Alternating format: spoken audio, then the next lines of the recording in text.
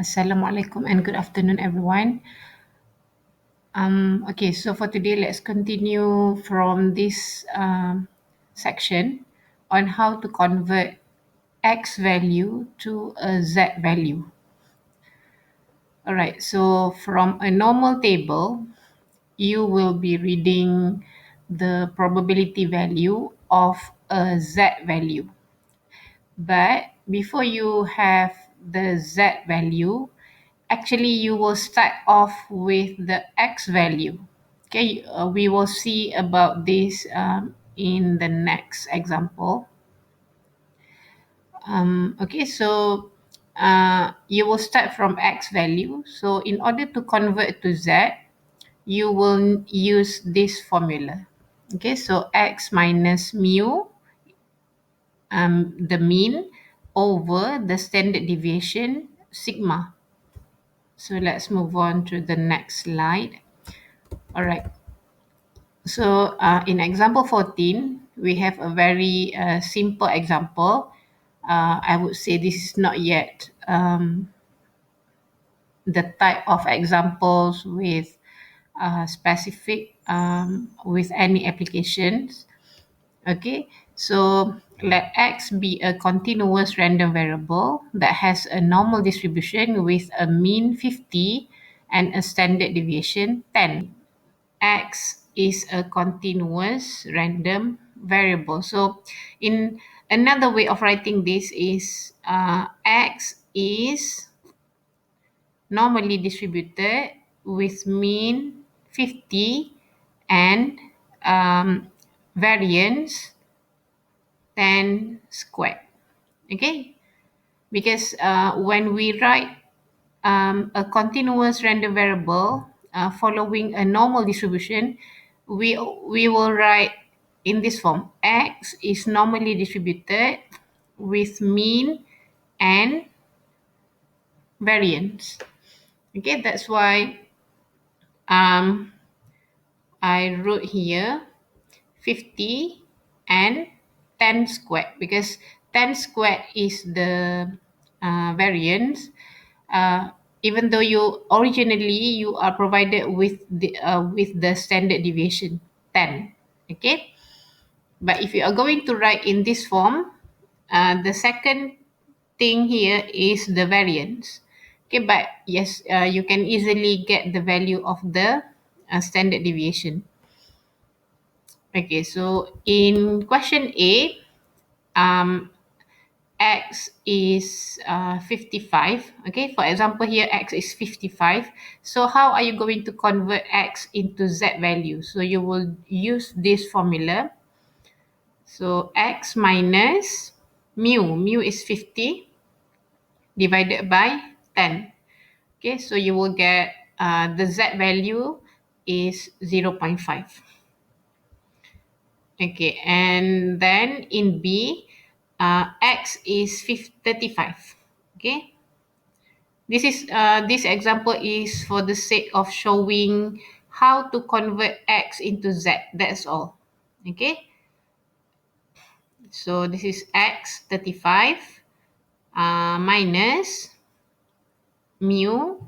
Mu is 50 over 10, the standard deviation. So, okay, look at example 15.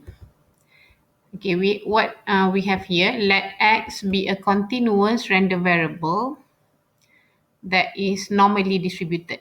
Okay, X is normally distributed with mean 65 and standard deviation 15. Okay, so don't forget that we must write this as the variance. So that's why we simply write 15 squared. You don't have to expand this into a single number. Okay, it's good enough if you can write 15 squared. Okay, so find the probability that X can assume a value, okay, less than 43. Okay, so the question here is find probability that X is less than 43. So in order for us to be able to refer to the normal table, first you must convert x into z value. So you will simply use this formula. Okay, so 43 minus mu over sigma. Okay, and you will get this value. Probability of z less than negative 1.47. Okay, and you can check that from the normal table. This is 0.0708. Okay, I hope you still remember that for a continuous distribution, we less or equal. Okay, I mean less and less or equal are equivalent. Okay, because we are considering for a continuous variable. Okay, so even though you do not have the equality sign here, it is actually the same as this, the one with the equal sign. Okay, and then let's move on to B. Okay, find the probability that X, okay, find the probability that X can assume a value greater than 74. Okay, so first what you can do is you will convert X into a Z value. Okay, once again, following the very same formula as here. Okay, so x minus mean. Okay, minus mean. This is our mean, 65 over sigma. Okay, sigma is 15. Okay, and we will get this probability of z greater than 0.6. Okay, but since for the normal graph, okay, is quite similar with I mean, the way you refer to the normal graph is similar to binomial and Poisson.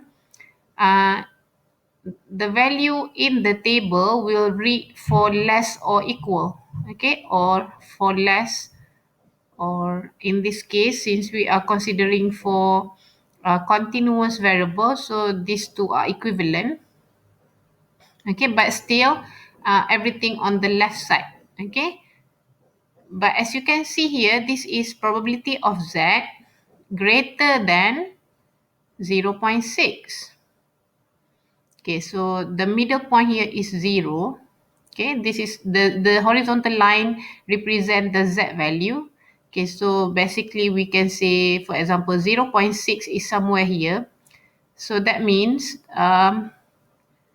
we need to figure out this region. Okay, this region. So how are we going to figure out this region?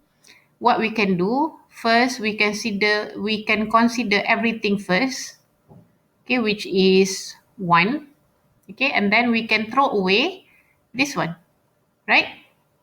We can throw away this region here because we do not need this. So in the end we will end up with the shaded region.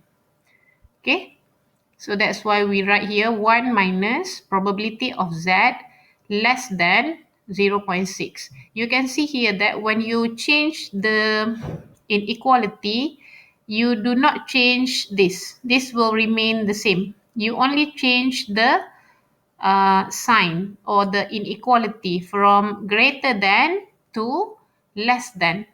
Okay, this but the value here will remain the same. Okay, and you can check that probability of z less than 0.6 is 0.7257. And then using your calculator, you will be able to calculate for the final answer here, 0.2743. All right. Okay, and then in C, okay, between.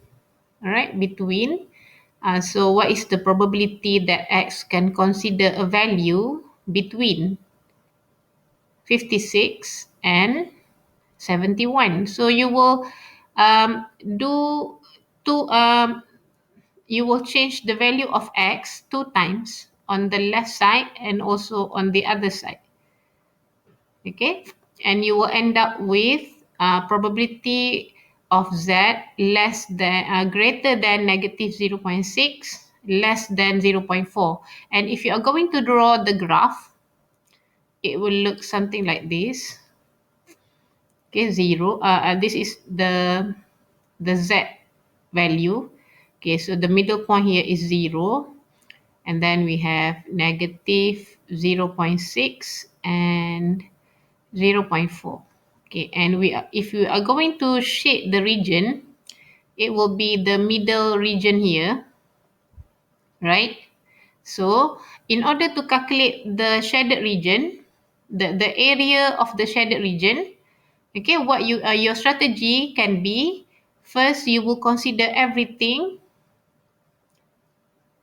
less than 0.4, okay, minus the one you do not need here.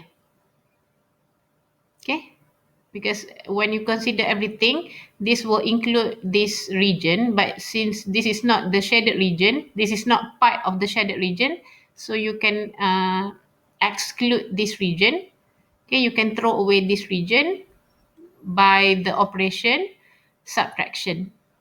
Okay, so that's why you end up with probability of Z less than 0.4 minus probability of Z less than negative 0.6. And you can check from the normal table and make sure you are able to get the same answer as here, which is 0.6554 minus 0.2743, and the final answer is 0.3811. Okay, I think that's the end of this video. I will continue uh, the following in the next video. Thank you.